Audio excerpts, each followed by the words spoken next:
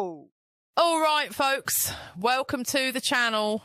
This is a brand new spot where we cut through the waffle and bring you just the headlines. No long-winded debates, no media spin, just what's going on in the UK and Yorkshire right now. If it's making noise, we'll cover it. Straight and simple. Let's start with good old Nigel Farage. Man's not happy. Surprise, surprise. Starmer's done a deal with the EU, and it means them lot get to fish in our waters for another 12 years. Nigel's calling it a stitch-up, reckons we've been mugged off. Again, says it's the end of what Brexit was supposed to be. And Emily Thornberry from Labour, she's laughing it off. It's something that Farage has called a surrender of the previous decade. You know, I mean, it's like a big word for him, isn't it? Said Farage is just stirring the pot for clicks. But you know what? A lot of people in the pub agree with the bloke. Brexit meant taking back control, not handing it back with a bow tie on top. Now on to Keir Starmer.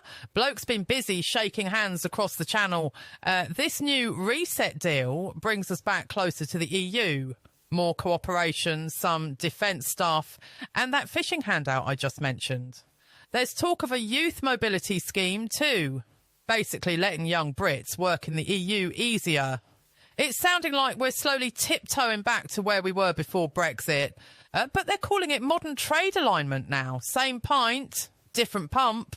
Ladies and gentlemen, Britain is back on the world stage, working with our partners, doing deals that will grow our economy and putting more money in the pockets of working people. In the last 2 weeks alone, we've delivered trade deals with India and the US. And that means jobs saved, jobs created, more growth, and a huge vote of confidence in this country. It shows that as global instability is rising, the decisions that we've taken to stabilise the economy and lead the way internationally have made Britain a place where people want to do business once again. And from that position of strength, today we have struck this landmark deal with the EU, a new partnership between an independent Britain and our allies in Europe. This is the first UK-EU summit.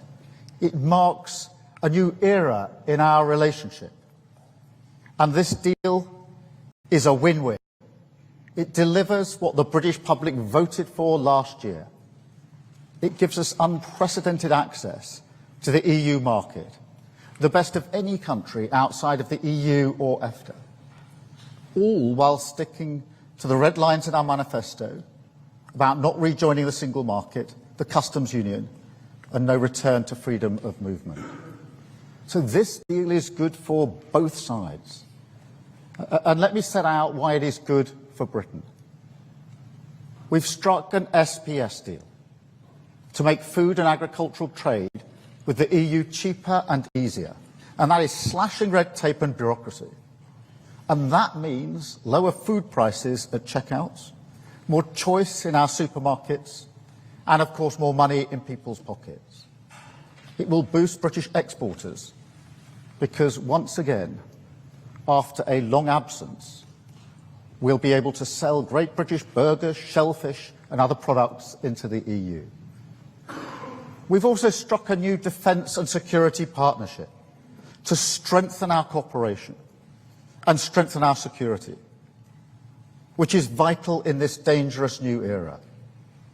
And it will open the door to working with the EU's new defence fund, providing new opportunities for our defence industry, supporting British jobs and livelihoods. We're also increasing our cooperation on emissions trading, saving UK businesses from having to pay £800 million in EU carbon taxes, once again supporting British businesses, backing British jobs. Next, we're increasing our cooperation on energy to drive down bills in the long term. The agreement negotiated by the last government left us with more expensive ways of working with our neighbours, despite being physically connected to the European grid by our underseas cables.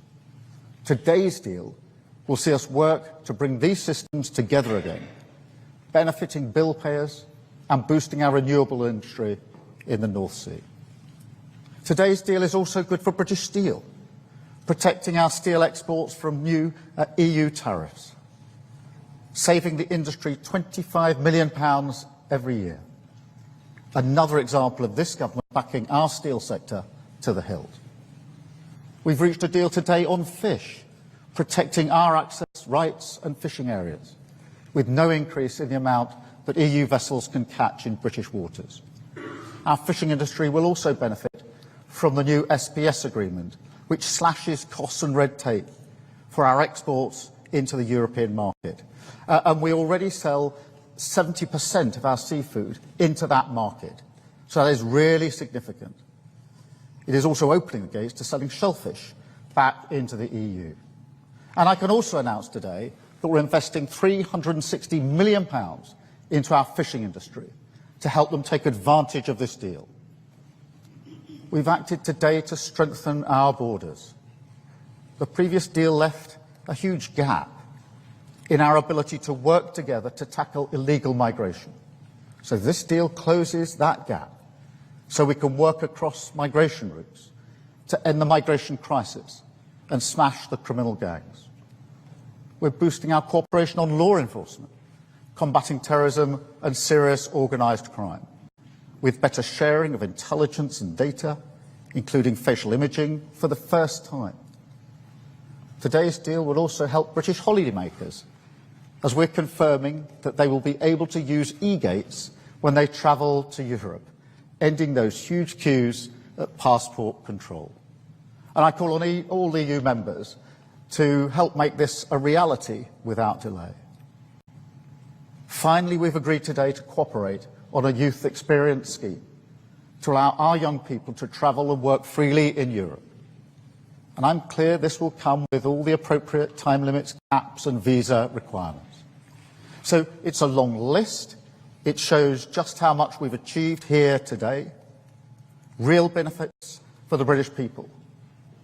Because it's time to look forward. It's time to move on from the stale old debates and political fights to focus on delivering common sense, practical solutions which get the best for the British people. We're ready to work with all our partners, wherever it means we can improve people's lives here at home. And that's what this deal is all about. Facing out to the world once again, in the great tradition of this nation, building the relationships we choose with the partners we choose, and closing deals in the national interest. Critics, Farage included, are saying it's a full-blown U-turn. Papers are screaming Starmer's selling us out. Whether that's true or just the usual noise, well, that's for you to decide. Now, don't think Kemi Badenoch's gone quiet out of fear. She's just playing it cool. She's running the show for the Tories now, remember. She's not chirping up on this EU deal just yet, but word is she's getting her ammo ready. She's keeping that real Conservative vibe going. Bit anti-Brussels, a bit not. Pro-British industry, a bit not. You know the type. Sharp suit, says what a lot of working folk want to hear, even if she don't show it. Let's see how she moves next. So here's the roundup, straight from the shop floor. Farage is livid. Starmer's getting cosy with the EU again. Badenoch's waiting in the wings, ready to pounce. Do you reckon Starmer's doing right by us, or do you feel like we're getting bent over by Brussels again? Smash that like button, hit subscribe if you want more no BS takes on politics, and drop a comment below. Always up for a good chat, and catch you